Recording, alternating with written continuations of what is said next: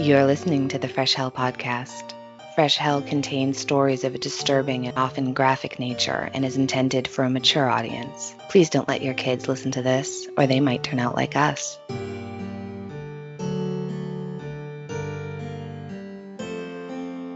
Hi, I'm Annie in the US. And I'm Johanna from Austria, and you're listening to your favorite international podcast. The podcast hosted by two women from different continents who have never met in real life but have very, very similar interests in all things murder, mystery, and the macabre. And we like our crime old, just like us. If you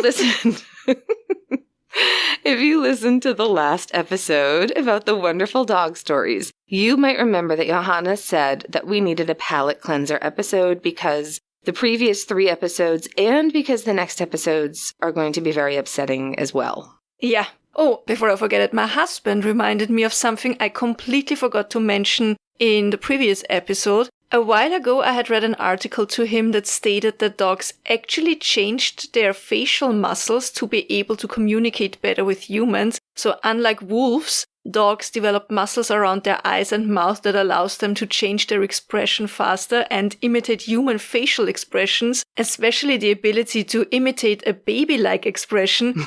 I think everyone who has a dog knows exactly what I mean. You know, the huge eyes and the cute face they make when they want something. Think Puss in Boots from Shrek. I can't believe I completely forgot to mention that extremely interesting fact. It's such a good fact. Isn't it? Yeah. Fascinating, right? We used to call it puppy face with Tucker. We were like, uh-oh, puppy face is out because, big brown baby seal eyes face. How are you going to not give that face some pizza bones, right? He's like, look at me, mother. I am starving. I am withering away on the vine. They know exactly what they're doing. Growing muscles just to manipulate us. So smart. But that's enough from dogs, even though there's never enough. Never enough dog.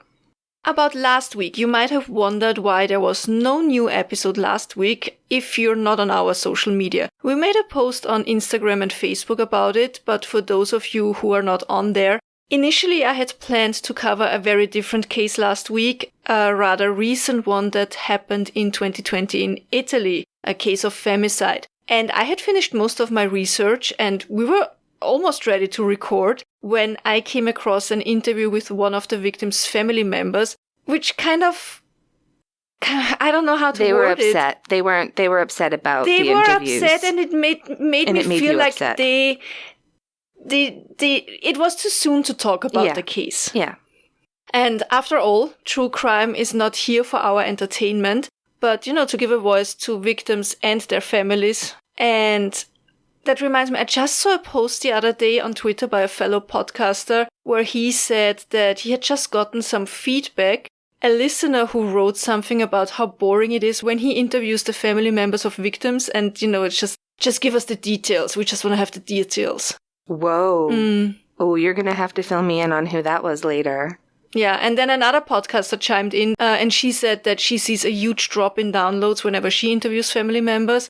I think, and I'm sure Annie, you agree with me, that this is absolutely fucked up. Yeah. And I honestly predict a bit of change in the next couple of years when it comes to true crime and true crime communities. Because too many people just view it as some form of bizarre popcorn event, and we're not here for it. No, not at all. I agree with you. And there are some problematic people out there in the community, but these are real people that we're talking about. The stories that we give you are, except in rare cases where we're discussing urban legends and we make things very clear, we are always telling you the true story of something that has happened to somebody, something that people had to survive. And sometimes you can tell from a lack of interviews in older cases that the family doesn't want the publicity, right? And when we find that even in a case that happened 100 years ago, we really try to be respectful. That's when we don't give you the huge backstory. You know what I mean? We just keep it to ourselves because it's not important, really, to the case. And we want to respect people's privacy. But that's not really possible when it's a crime that happened so recently, right? And we mostly cover recent crimes for 2 reasons. Either it's a huge case that we've had many requests to cover. That's the usual. Or it's a lesser-known case that the families of the victims want to be told in order to help spread the word about a missing person. I'm thinking about Lars, or in order to try and prevent the same thing from happening to someone else, like Lauren Astley, And I'm just really sorry that you found the interview. I'm not sorry that you found the interview. I'm glad you found it, because we always want to respect their feelings. That is utmost important. I'm just sorry that you found it at the very end and not on day like 2. Fine. I mean, better before recording than after we drop an episode. Oh, absolutely. And it was really it was like a snippet meshed into interviews with other people. But I'm glad I found it and I heard it, because I was like, I'm not gonna cover this case. It's just too soon. No, we're not trying to make anybody's lives more painful with what we do. Exactly. That's not ever our goal. Unfortunately, our listeners, I think, understand that completely. So, and if you don't, there are other podcasts out there. So definitely, it's okay. Now we can step down from the soapbox. Yeah.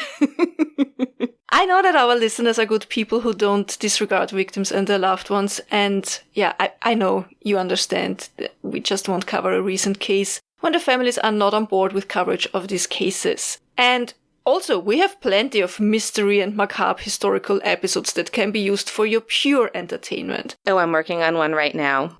So, what are we going to talk about today?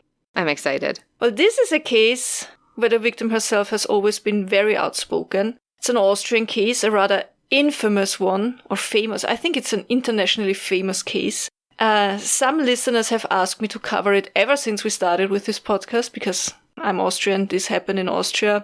And it's the abduction of Natascha Kampusch. We will not only be discussing the case itself, but also the aftermath and how the Austrian media and the Austrian public treated the young woman later on. And as a content note, nobody will be murdered, but we will be talking about the abduction of a child, so keep that in mind, please. This case, I know people have been asking from the beginning for you to cover it, and I feel like I'm one of them. I know the name and the very basic facts, and that's it. So I'm really looking forward to this one. Sources for this episode are, as always, articles, most of them in German, but also Natascha's own book, 3096 Tage, so 3096 days. As always, we'll link all of our sources in the according album. That's a lot of days. Jesus. All right, let's start. So, Natascha was born on 17th of February 1988 in Vienna. And at the time of Natascha's birth, her mother, Brigitta, was 38 years old and already had 2 grown-up daughters from a previous marriage. Brigitta had met Natascha's father, Ludwig, when she was 35 and working as a seamstress. She was a hard worker and managed to put food on the table by sewing and altering clothes for the women in the neighborhood. One of her customers was a woman who ran a bakery with her husband and her son, and so sometimes when she would get clothes altered, she would bring her son with her. You might have already guessed it, this man was Ludwig, Natascha's father-to-be. He was working as a baker in his parents' bakery in a town just at the outskirts of Vienna. He seemed to really fall for Brigitta, and so he started to visit her more frequently, and the two became a couple. 3 years later, their daughter Natascha was born, and the two ran a little corner shop together, and the young family of 3 lived in one of the apartments in the Rennbahnweg Siedlung. Okay, so what's that? Let me think how best to describe it. First of all, the official name of the buildings is Trabrenngründe, but everybody knows it as Siedlung am Rennbahnweg or Rennbahnweg Siedlung. It's a housing project. I think Siedlung is best translated with residential subdivision. At the Rennbahnweg, that's a street name in Donaustadt, the 22nd district of Vienna. The apartment blocks were built in the 1970s and they contain a total of 2,424 apartments. And when the Siedlung was built, the surrounding area was not yet developed and consisted mostly of farmland. So they also built shops, a church, a kindergarten, a bunch of other stuff the residents would need. I don't think you have really similar apartment blocks in the US. I could be totally wrong, but I think it's more of a European thing that started after World War II.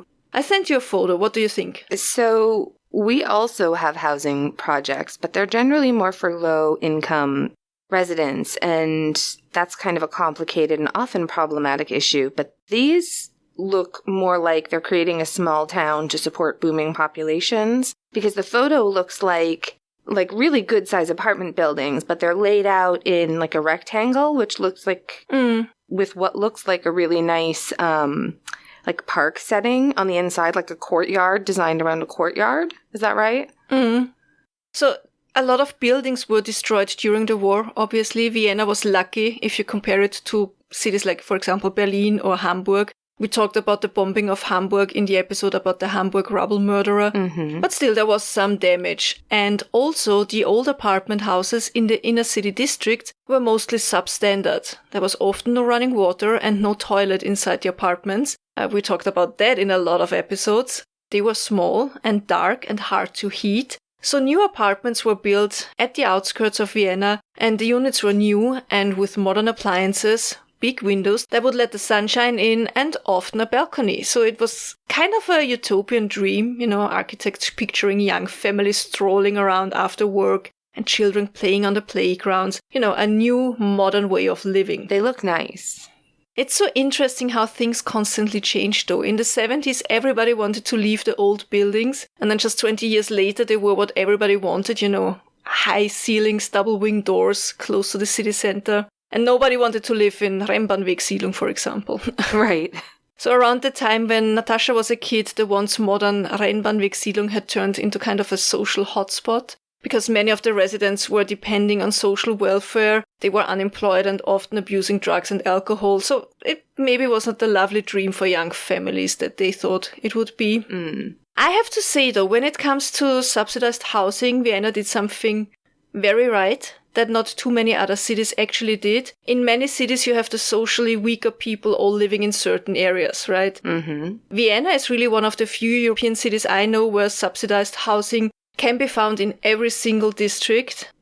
Every district consists of a good mix of people with all different social backgrounds. And of course, you have the ultra fancy and rich districts, like the 1st or the 19th, for example. But even there, you find this kind of subsidized housing. And I think that's actually a good thing, and one of the factors that make Vienna a rather safe city. I'm not even sure if subsidized housing is the absolutely right term. It's buildings that were paid for by the municipality. And today, for example, Vienna has over 2,300 of these apartment buildings with over 220,000 apartments and more than 500,000 people living in them. And we are at almost 1.9 million people in Vienna. So that's a quarter of people living in these kind of apartments. Yeah.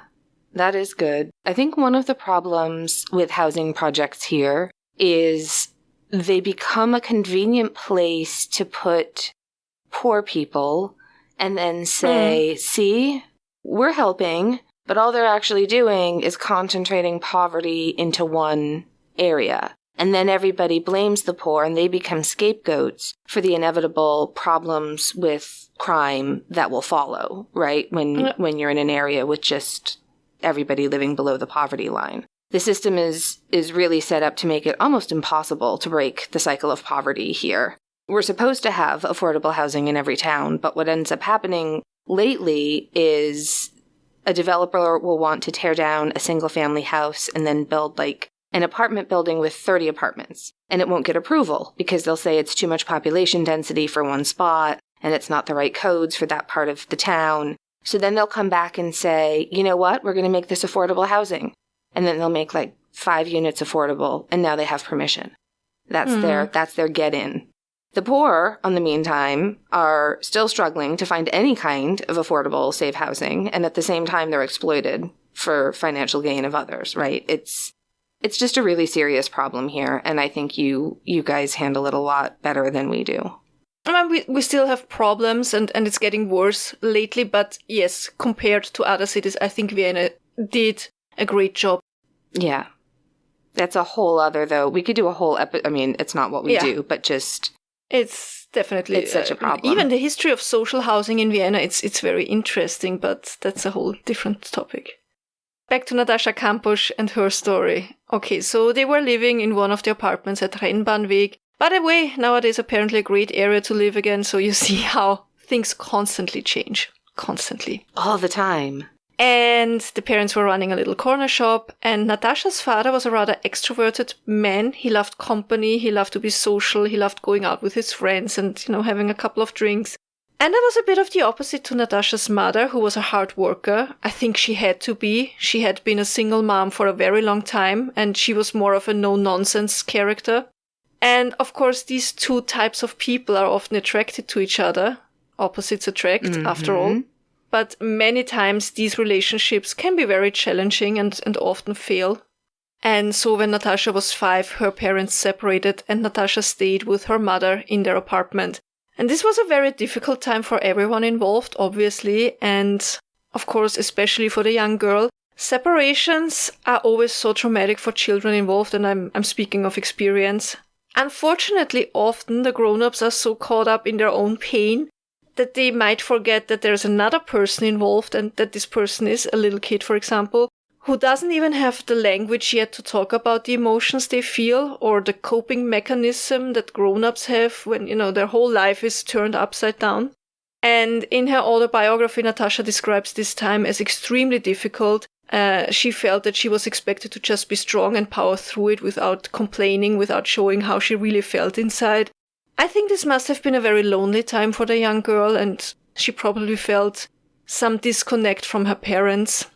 One childhood incident she describes I found very interesting. When she was 8 years old, she was on a school outing.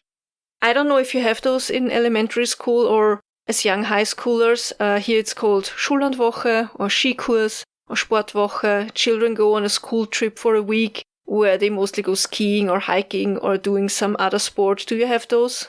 Not really for a week. There would be, I'm just trying to think, like through activities that you did, right? So my chorus took a trip once for a competition we were in, or because I was in Spanish, I went on a school trip to Spain, but it wasn't a class trip. It was okay. Do you know what I mean? No, you guys have much more. Like every year, my nephew who is in England has been to like France, Morocco. He's been all over the world just on school trips.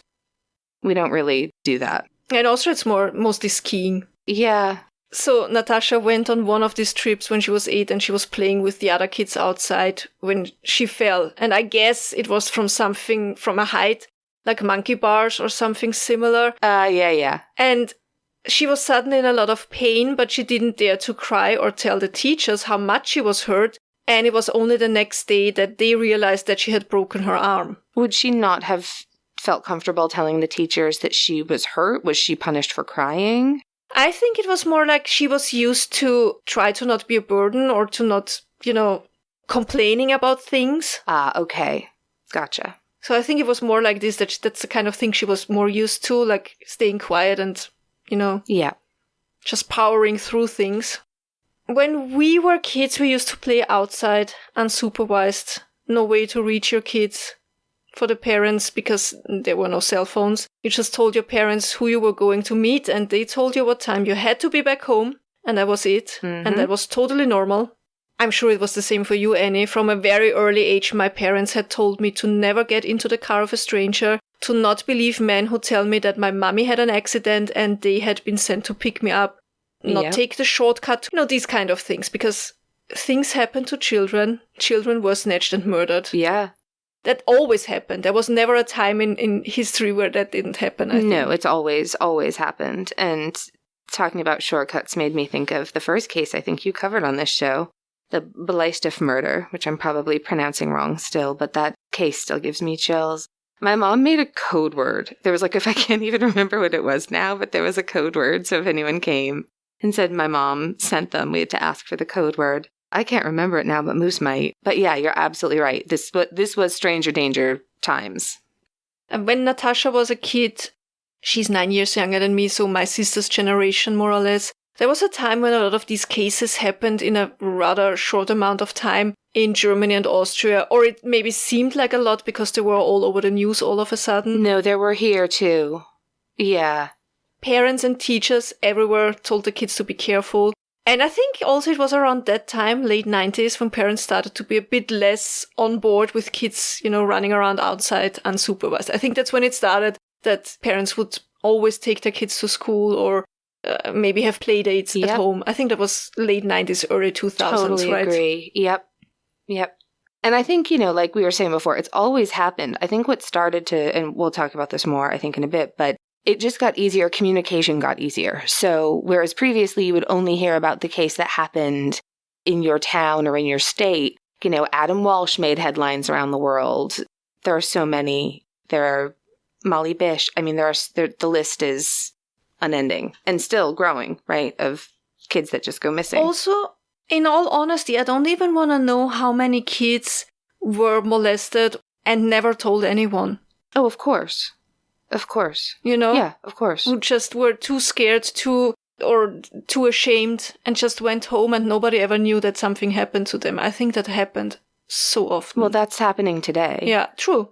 So on the morning of 2nd of March 1998, 10-year-old Natasha wakes up and she gets ready to go to school. It was a Monday and Natasha had just spent the weekend with her father and he had returned her home a bit too late that Sunday, and he also hadn't walked her up to the apartment, which made Natasha's mother furious because she thought it was way too dangerous for a little girl to walk to the apartment building all alone in the dark, which she's not wrong. No. And Brigitte apparently was so upset and angry that she told Natasha that she just about had it, and this was the last time she had seen her father. I don't think she really meant it, but we all know sometimes you say things when you're really, really mad and you don't really mean it. Yeah. But of course, Natasha got very upset and they started to argue, and then Brigitte told Natasha to go to bed. So the very next morning, the girl had decided to walk to school alone. I think it was after her 10th birthday, just 2 weeks earlier, that she had asked her mother if she could soon walk to school, because up until then her mother used to drive her. But this day, the first school day in March, was the day that Natasha had chosen to be a big girl and walk the short distance. Because what could go wrong? Natasha got dressed. She was wearing a kind of blue-grayish checkered dress, and the top was made out of denim, and it had long sleeves, and with it she wore black shoes and a red jacket. Her school bag was kind of bluish, greenish turquoise, and she packed her lunch. She patted her cats goodbye and opened the apartment door. She then contemplated telling her mom goodbye, but she was still mad at her, and anyway she would see her after school because what could go wrong? It's a 4-minute drive or a 12-minute walk. A bit longer for a little kid probably. It's a bit over 1.3 kilometers or 0.8 miles. Well, yeah. So when I was a kid, when I was her age, the school bus had to drop you within a mile of your house. So that would have been pretty damn close to exactly what my walk home was from the school bus. I would think a child that age would be perfectly fine doing that walk. Yeah. I don't think she's taking any crazy risks here. Yeah. Plus, it's Vienna. It's not like it's the middle. It's somewhere the morning in the countryside where she has to walk through the forest or something. Yeah, like it's not 2 a.m. It's like people she's on the streets. walking to school during the busiest commute time of the day. People are going to work. Yeah, kids are going to school. Totally safe. When she made the right turn into Melangasse, just 300 meters or 0.18 miles from her school, she lifted her head and she saw a white van parking a few steps ahead, and next to it was a young, slender man. And Natasha had a weird feeling when she saw the man, but probably thought that she, had to just quickly walk past him and then she was almost at school.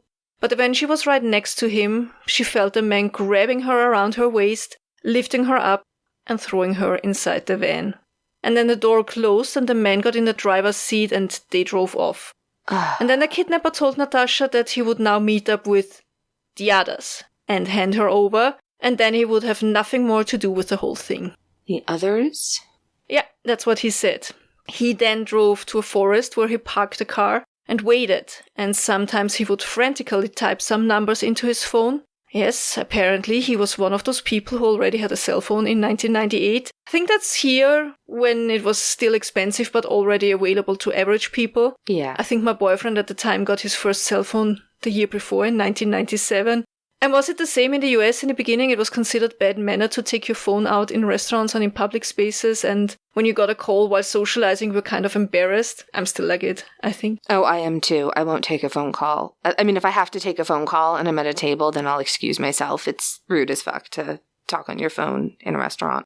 The worst, though, the absolute worst, like do not pass go, you're going straight to hell for me, is people with no reason to do it who are talking on speakerphone in public. Oh, God, yeah. It's like they are in the 10th circle of hell. Dante didn't know about them yet. It's fine. Yeah, I had a cell phone when I was in college in the late 90s, and I really vividly remember it, but it was really just an emergency use only kind of a thing. You know, literally, it was I had a mom who was into true crime, so I had an emergency cell phone. Yeah, smart. Anyhow, the kidnapper was trying to call someone, but nobody answered, and then he exclaimed, "They're not coming."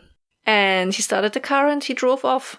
Okay, so there were others? There were people who hired him to take her? That's an excellent question, and we'll talk more about it next week. And there is still some debate around this whole thing. Were there others involved? I think that there were no others. I think he made them up to scare her, something like a good cop, bad cop kind of thing. Oh. I think the evidence points to that. But once we progress, you will hear more things that show you how he tried to manipulate her, so you can form your own opinion on it. Okay. So, all right. So they leave the city, and then they leave the forest, and then where do they go? They drove to Strasshof, a town northeast of Vienna, and just a 20-minute drive from Natascha's home, actually. Okay. Nowadays, Strasshof an der Nordbahn, or Strasshof at the Northern Railway, that's the official name, has a population of almost 11,000, but in 1998 it was just around 6,000. So it almost doubled since then. And it's a rather quiet town with mostly family homes, a railway museum, a Holocaust memorial, because Strasshof was a station on their way to concentration camps for over 20,000 people. And so lots of family houses, and one of the houses belonged to Natascha's kidnapper, a man named Wolfgang Přiklopil. He was born on 14th of May 1962 in Vienna. His father worked for a company that produced liquor, and his mother worked as a clerk, I think. She gave up her career when Wolfgang, their only child, was born. As far as we know, the family was happy and they lived a nice middle-class life, a car, yearly trips to Italy, and then in the 1970s, their own house in Strasshof. That's a pretty good life for the 70s in Austria. Okay, yeah. That sounds like a pretty good life anywhere, really. Yeah. And Strasshof is where Wolfgang Přiklopil grew up and went to school. He was a good student, but kept mostly to himself. He didn't participate in any group activities, no team sports. He mostly stayed home and studied. He loved to build model airplanes and model trains. He also did puzzles. When he got older in his teenage years, he didn't show any interest in his female classmates. He didn't go to parties or discos. He was interested in modern technology. I think that also shows that he was one of, he already had cell phones in the late 90s. And kind of other technology that was available at the time, video cameras, for example. Giant video cameras that weighed giant video cameras, 70 pounds. With video cassette tapes in it. Yeah. He also liked fast cars. I mean, who doesn't? After school, he started working as a mechanic for Siemens, I think specializing in telecommunication. His co-workers described him as hardworking, polite, diligent, but always a bit aloof, an introvert and rather quiet, tight-lipped. That's kind of almost the best kind of co-worker, though, isn't it? Like, they're great. Sure. He's hardworking and polite and friendly, but don't really hear much from him. I think around the time of Natascha's kidnapping, he had stopped working for Siemens for a time already. We're going to talk a bit more about that later on, I think. As I said before, Wolfgang was an only child and always had a very close relationship to his parents, especially to his mother. This intensified after his father died in 1986. He was admitted to the hospital on suspicion of appendicitis, but it was actually final stage of colon cancer. So that was a really sudden and unexpected death, and after that Wolfgang and his mother became even closer. She would take care of him around the clock. She would cook and clean for him, do his laundry, prepare his lunch. They would spend the evenings together watching TV, and on weekends they would drive out to the countryside. These kind of things. Wolfgang was 24 at the time. I don't want to talk badly about parents having a close relationship with their kids. I think it's wonderful. I know that parents think they're doing the best for their kids when they take care of them and do everything for them. But being a parent also means that you have to teach them to be independent. Yeah, as independent as they can be. It's true, though, isn't it? Because when you're 16, you're convinced. I was convinced the only reason that my parents wanted children was that so they had someone to take care of the dishes. And as it turns out, we weren't wrong. I think that is one of the absolute top reasons to procreate, is so that someone else will do the dishes. But in all seriousness, you do have to figure out a way to do all of these things so that you can, if possible, live on your own one day and thrive and, know how to live your life. If we'd had kids, they'd have learned cooking, sewing, home and car maintenance, all genders. Everybody needs to know how to sew and how to, boil an egg and change a tire. But Wolfgang is giving me real psycho vibes. I feel like he calls his mother, but like not in a nice way. Like Psycho, like in the movie Psycho, like Norman Bates. Yes, yeah, like in the Anthony Perkins vibes. Yeah. So at one point, it even gets worse. At one point, Wolfgang's mother moved out of the house and into a little apartment in Vienna. Oh, that's good. It's good, you're not going to say that for long. The apartment was in the same district as Natascha's apartment, just an 8-minute car drive from the Rennbahnweg. But even though Wolfgang lived alone now, his mother would still come over and cook and clean for him. She would meal prep for the whole week so that he would only have to heat things up. Oh. And that was Wolfgang's life. At least on the surface. Because he had a secret life that nobody knew of or even suspected. He had formed a plan and he had worked on putting this plan into action. He had built a secret chamber underground. In his garage there was a workshop pit. And I know we mentioned workshop pits before, but I really can't remember when or why.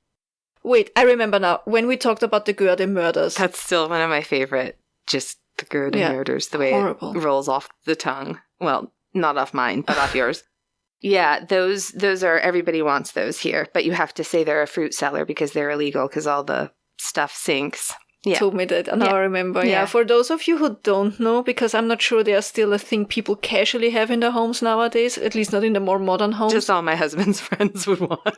If you're not into cars and motorcycles, if you're just a normal person who hasn't designed their lives around motorsports, yes. I think nowadays you have more things that lift your car up if you have the space, right? Yeah, that's why the garage mahal is so tall. So a workshop pit is something people had in their garage. My grandfather had it, for example. It's a pit in the ground, deep enough for you to stand in and work on your car when you park it over the pit. Yes, change your own oil. For example, Wolfgang's pit had stairs that led down to a little room where you could keep your tools and tires. And there was a sideboard, kind of a sideboard. And when you would move that one out of the way, you would find a safe in the wall. And when you pulled that safe out of the wall, you would find a hidden door, rather small and enforced with thick concrete on one side. And that door would lead to another tiny room, and I think there was a fridge in there. We talk about that later. And another door then led to a little cell, and it was tiny. It was 278 times 180 centimeters, or 9 times 6 feet. More or less. In there was a sink, a double sink, and a toilet, and that was it in the beginning. And that's where 10-year-old Natasha found herself after she had been abducted on 2nd of March 1998. And we will post a video, a police video, that shows the little cell and the plan of the setup of the hidden room. Yeah, we'll be talking about that, I'm sure, in the Facebook group. This is horrifying. This is horrifying. Did you watch the video? I did. So claustrophobic. Yeah. Horrible. Yeah. I'm not even claustrophobic, and it's a no. After they had arrived in Wolfgang's house in Strasshof, he had parked a van in his garage. He rolled Natasha into a thick blanket and carried her inside the house and ultimately down the steps in the pit and into the hidden room, where he put her on the floor and left her there in the dark. When her kidnapper returned, he brought a light bulb and he asked her what she would need, and she asked for a brush, a toothbrush, and toothpaste. And when he returned with the requested items, plus a mattress, a blanket, and some cookies, Natasha asked him to read her a goodnight story, just like her mommy used to do. Oh, that's devastating. Poor kid just wants some normalcy, huh? I think that's exactly it. She's a little kid trying to make sense of what's going on and having like a little bit of routine there. Yeah. That's awful. Also, maybe a bit of testing the waters, like, if he brings me what I ask for, or if he reads me a story, maybe he's not an evil person. Because after all, she still believes that he had only kidnapped her, only. In quotation marks, for other people, and that he was now stuck with her. I think that's also the reason why the cell he kept her in wasn't completely furnished at that point. That's why he brought a mattress and a blanket when she was already there, to make it look as if it hadn't all been planned out, and her being there was not what he had intended. Oh, right, because if she walked in and saw a bed and everything, then she would know. That makes sense. Because I'm sure he had this whole thing planned completely through. Yeah, there's no way that setup was a spur of the moment. No.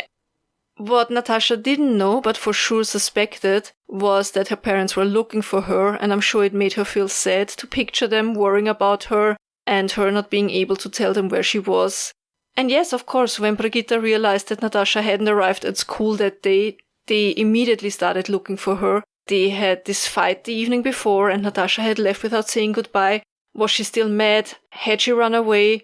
If so, where could she have gone? In the evening, after they couldn't find her anywhere, they contacted the police and they started this huge search. Because even if Natasha had run away, she was a 10-year-old out alone, and she was in great danger. Yeah, that's a problem. No matter what the reason she's missing, a child that age needs to be found. We don't have this kind, I know you have Amber Alerts there now. We don't have this kind of alarm system here, unfortunately. I know somebody just asked in the Facebook group a couple of days ago.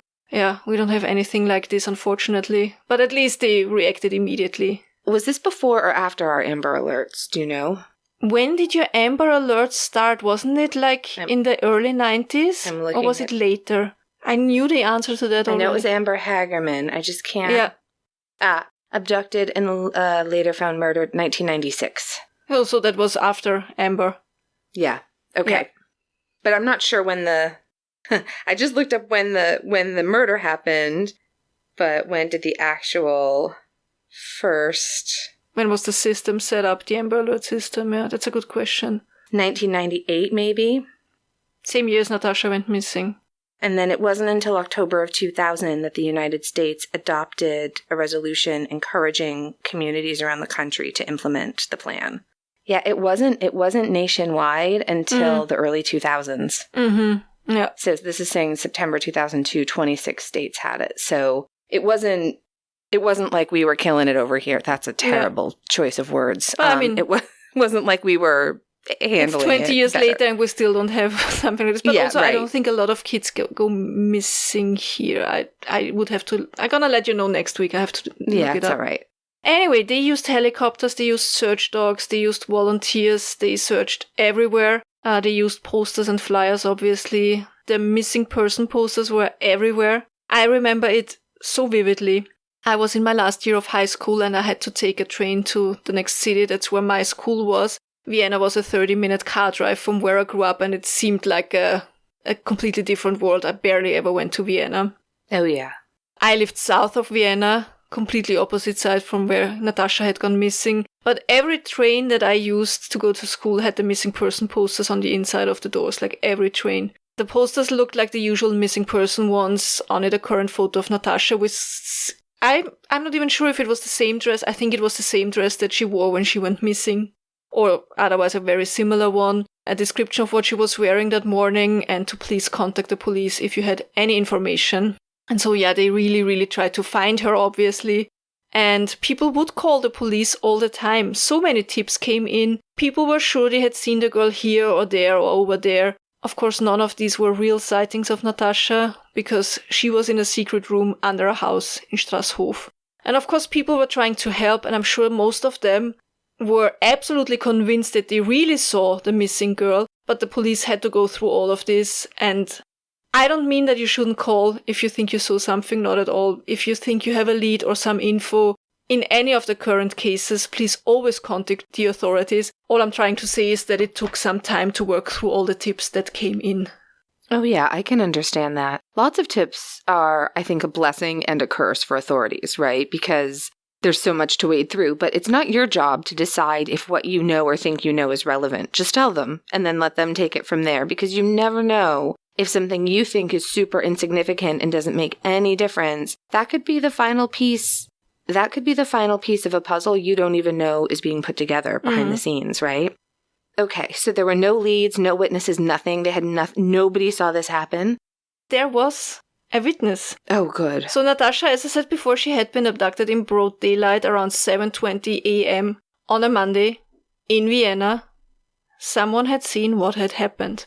And it was a 12-year-old girl who was on her way to school as well. And she said that around 7:20, she had seen Natasha being pulled into a white van. And she was sure that there had been 2 men. One in the driver's seat of the van and one outside or inside who had pushed or pulled the little girl. Over the years, she had repeated this testimony several times, and we'll talk about it more next week when we will discuss the aftermath in the case. But this 12-year-old was the only witness of Natasha's abduction. So now the police had a lead, a white van. It's so cliché, right? Yeah, it really is. So yeah, they were looking for a white bus that had blacked out windows in the back. But obviously they had no make, no model. The young witness didn't know any details, nor had she looked at the license plate.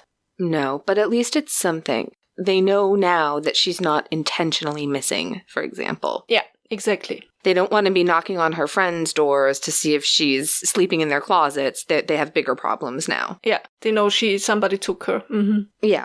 So now they pull all of the data of owners of white vans in the proximity. I'm not sure if they did it in all of Austria. I think probably just in Vienna, Lower Austria, and, kind of driving distance. Mm-hmm. And they start go and ring at doors of the owners of white vans, and they ask if they can take a look at the van. And guess what? One day, only a few weeks after the disappearance of Natascha Kampusch, on 6th of April 1998, they even knock on Wolfgang Přiklopil's door. No. Mm-hmm. Because they want to see his white van, a second-generation Mercedes MB100. He had bought the white van in April of 1997 from a used car salesman, and the MB100 was a so-called cab-over van, meaning cab over engine, so the driver sits over the engine instead of the engine being in front of the driver. So the police pays Přiklopil a visit. They ask if they can take a look at the van. He says sure. He says that he was expecting a visit because he read in the newspaper that they were looking at white vans. He had read because of the abduction of that little girl.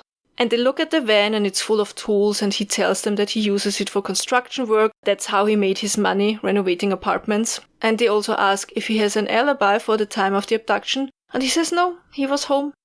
The police finds nothing suspicious and they leave, not knowing that the little girl they are looking for is only a couple of feet from them in that little secret cell. And you know who else has no idea that Natasha is in that house? Wolfgang's mother. She keeps coming every week to clean, wash and cook, just like she had done all those years before, and she will continue to do so over the next years. Years? Years, plural? Years? Mm-hmm. Years. Oh boy.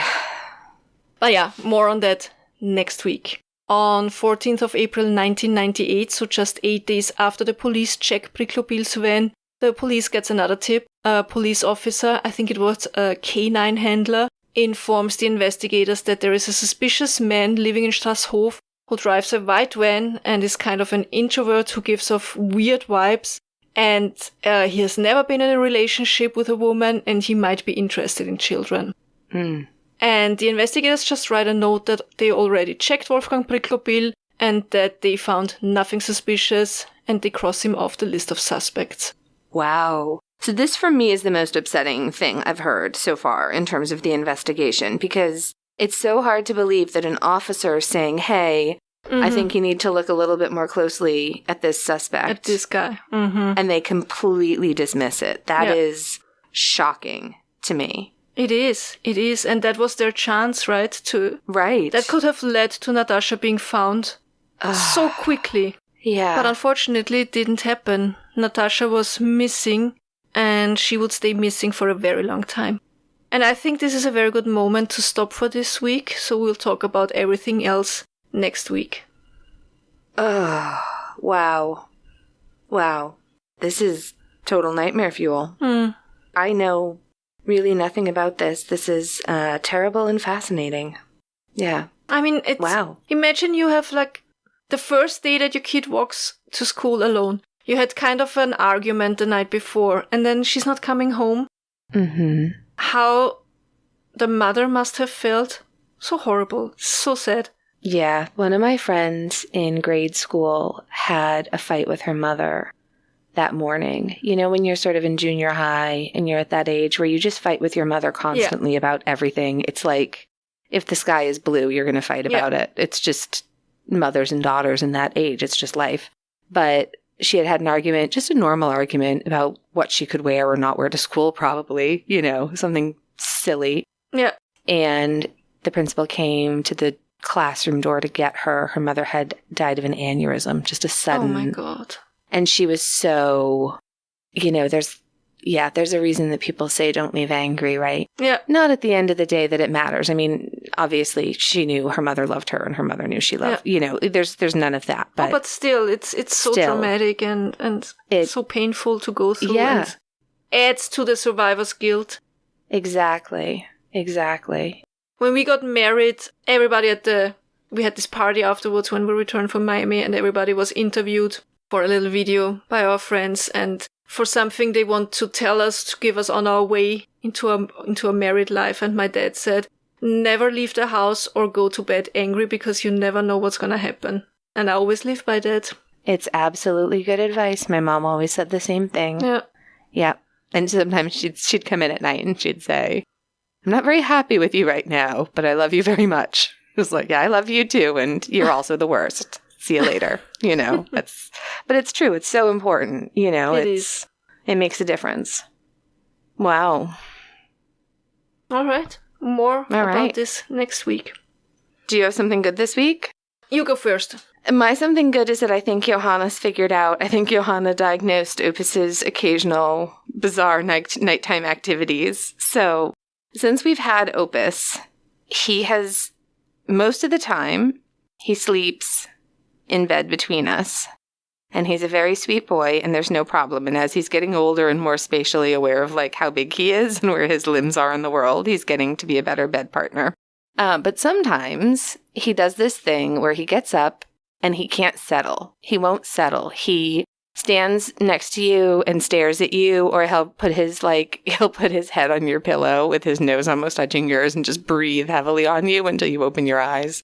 And if that doesn't work, like if you've taken a muscle relaxant and you're really asleep, he'll sit on your head. So sometimes you wake up like, oh, I'm dying. This is how I'm gonna, and you're like, well, there's worse ways, right? Like if I'm gonna be crushed by a Great Dane, like, let's face it, worse ways to go, right?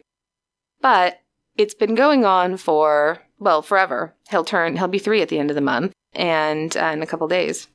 And so we just haven't been able to figure out what the cause of this is. And he always seems upset. He always seems like he wants comfort, like he seems like he's scared or upset in some way. But we have not for the life of us been able to figure out what the cause is. And I sent a video to Johanna when he had done it twice to Paul. Paul had been up with him. So then I got up with him at like middle of the night, and I sent Johanna a video at like 4 a.m. And she immediately wrote me back. And she was like, could it be acid reflux? And I was like, oh, it could be. Yeah, it could be, actually. That makes a ton of sense. I think you've diagnosed the problem. And I think it gets worse. Like when Paul and I went away that one time, just the once, to California, Moose was here, and he loves Moose. He sat on Moose every night like a lunatic for the entire week we were gone. And I'm now guessing that the stress of us leaving, even though he loves Moose, probably made it worse. Yeah. So we've been giving him more food at bedtime because he's a picky eater, and he doesn't eat his food when it's put in front of him. So we've been giving him a little extra food at night, and fingers crossed, this is the problem that has been happening. And I should have realized it because there's been lots of other little things, but nothing that ever made perfect sense. So now it's like, oh, okay, I think we might figure out. I only immediately said it because we had the exact same problem with Jam. Jam used to get up in the middle of the night and have acid reflux, and I didn't figure it out in the beginning as well. And then it was so bad that he even threw up, like this yellow... The bile. Yeah. Yeah. And that's when I realized, I think he has acid reflux. And we started to give him like a little cookie in the middle of the night whenever he felt like this. Yes. And that stopped it completely. And the only reason why I immediately went for acid reflux was because of his smacking. The lip smacking he did. Yeah. Well, and it's so funny because he does the lip smacking all the time. And part of it is where it's just his tongue gets stuck in funny places in his mouth. And so he's like the smackiest, the lips, like Tuk had some issues. Tucker came to us with a lot of fear aggression problems, right? And so one of the things you had to look for with Tuck, especially with strangers, was lip licking, because that's a number one sign that your dog is uncomfortable, right? Uncomfortable. If you have a dog that can be aggressive, look out for lip licking. And with Opus, nothing makes him uncomfortable, and he's constantly smacking because he just loses things up in that face. Like, there's always things caught in his jowls, and like he can't get his tongue back in the middle of his mouth again. It's kind of hilarious. But I missed it. I totally missed all the... So I think you've put it all together for us. Yay. I hope so. Because that's an easy thing to fix. Yes, just making sure that he has had dinner before bed, like making sure he's got some food in that tummy. Yeah. How about you? Your garden looks beautiful. Yeah, my something good is that the forsythias are in bloom and the primroses, and next up is going to be the tulips. They're going to open any day now. But the problem is the last 2 days we had like snow. Like it was 6 degrees Celsius plus, sunshine, perfect weather in the morning. All of a sudden I look outside, it's a snowstorm. I'm like, what the fuck? That's been this whole month. Yeah, then wind chill, super cold. The next moment I look outside, it's sunshine. So I'm not sure. We had to fire the stove up again because, it got too cold in the house. But it's going to be fine. It's like this every year, and every year I'm pissed off, and every year I'm surprised that it's snowing in March, but it's going to be fine. Yeah. All my plants are going to survive, and that's my something good, my garden. It's beautiful. I love to walk through the garden in the morning and check all the new things that are blooming and check all the things that survived that I put in last year or 2 years ago. It's the best. I never liked plants, never liked flowers. I love it now. It's so calming and relaxing, and it puts your awareness of time into another perspective. Yeah, I could see that, definitely. All right. If you enjoyed this episode or any of our episodes, we would be ever so grateful if you would leave us a rating or review. It means the world to us. It really does. It helps other people find us. And yeah, it's just the number one thing you can do to help the show without spending a penny. If you have any questions about how to find us, how to get in touch with us, please visit our webpage, which is freshhellpodcast.com. You can also go to Facebook and you can follow our page there. We also have a Facebook group, which is fantastic. It is just the best. The best, right? Best group of weirdos out there. Seriously, just the most interesting. It's wonderful. Our email address is freshhellpodcast@gmail.com. Also, we wanted to send a special shout out to our listener, Laura, who sent us, honestly, the most inspiring email that either of us have read in a very long time. Mm-hmm. Thank you so, so much for your incredibly kind words and taking the time to write, and we love you. Keep going. You're killing it. You have no idea how much that meant to us. It made me cry. You made both of us cry. Yeah. Thank you. Thank you. Thank you. Our merch, probably the easiest way to find our merch is just to go to our webpage, which is freshhellpodcast.com, and use the drop-down menu to go shop. I think that's probably the easiest way. Yeah. For Patreon, please remember for our Murder Tier patrons that our hangout is this Friday night. The details are in the Patreon page. We will be chatting and probably picking your brains a little bit about what kind of decals you'd like going forward, that sort of stuff. But we're looking forward to catching up with you. So much. And that's it. That's about it. Yeah. Please tell your pets we said hi, all of them, the dogs, the cats, the guinea pigs, the geckos, the wallabies, the iguanas, the snakes, the rabbits, the donkeys, the geese, I don't know, the chickens, whatever floats your boat. Tell them we said hi, hug them, cuddle them, be kind to them. Be kind to yourself. That's the hardest part of it all. And that's it. Yeah. And if you yourself are going through hell, Keep going. Tschüss. bye.